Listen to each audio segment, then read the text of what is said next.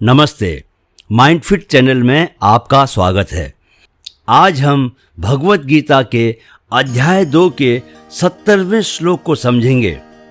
इस श्लोक में भगवान कृष्ण कहते हैं, आपूर्यमाणं चल प्रतिष्ठम समुद्र मापः प्रविशन्ति यद्वत् तद्वत् कामा यम प्रविशन्ति सर्वे स शांति मापनोति न काम कामी। यानी जिस प्रकार नदियों के जल के अविरल प्रवाह से समुद्र अविचलित रहता है, उसी प्रकार अपने चारों ओर वांछित वस्तुओं के प्रवाह के बावजूद अविचल रहने वाले ऋषि समान व्यक्ति को शांति प्राप्त होती है, न कि उस व्यक्ति को जो इच्छाओं को पूरा करने के प्रयास में ही लगा रहता है। भगवान कृष्ण कहते हैं कि समुद्र में एक अद्वितीय क्षमता है कि जब सभी नदियां इसमें गिर जाती हैं तब भी वह अविचलित रहता है। यह न तो ओवरफ्लो होता है और न ही नदियों द्वारा समाप्ति हो जाता है। इसके बजाय यह उन्हें एक विशाल महासागर में मिला देता है। इसी तरह जो व्यक्ति एकाग्र होता है वह सांसारिक वस्तुओं या इच्छाओं से विचलित नहीं होता है। हम जितनी अधिक इच्छा करेंगे हमारा मन उतना ही विचलित होगा। यह मन की स्वाभाविक प्रवृत्ति है। केवल वही व्यक्ति जो अपने लक्ष्य पर पूरी तरह केंद्रित है वह अनावश्यक जरूरतों से विचलित होने से बच सकता है। तो हम खुद को भौतिक इच्छाओं से विचलित न होने की शिक्षा कैसे दे सकते हैं? सबसे पहले और सबसे महत्वपूर्ण है कि संतुष्ट रहें। संतुष्ट रहें कहना आसान है, लेकिन इसे वास्तविकता में लाना कहीं अधिक चुनौतीपूर्ण है। इसका मतलब यह नहीं कि आपको हार मान लेनी चाहिए। इसका सीधा सा मतलब यह है कि आपको तब तक प्रयास करते रहना चाहिए जब तक कि आप संतोष प्राप्त करना सीख न लो। अपने घर, परिवार, काम, दोस्तों और भौतिक संपत्ति सहित जो कुछ भी आपके पास है उससे संतुष्ट रहना सीखें।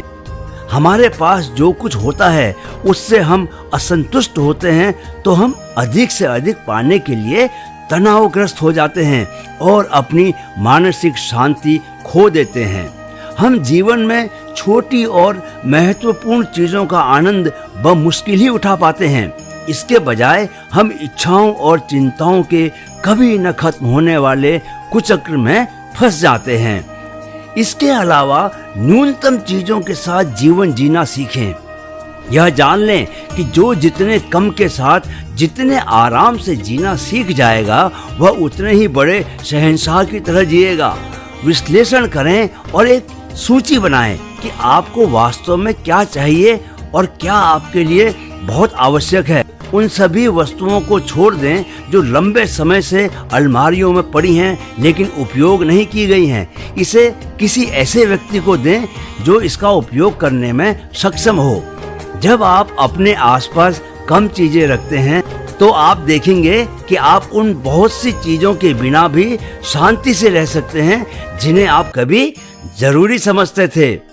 शांत रहने का दूसरा उपाय यह है कि कभी किसी की बात पर तुरंत प्रतिक्रिया न करें, बल्कि रुकें।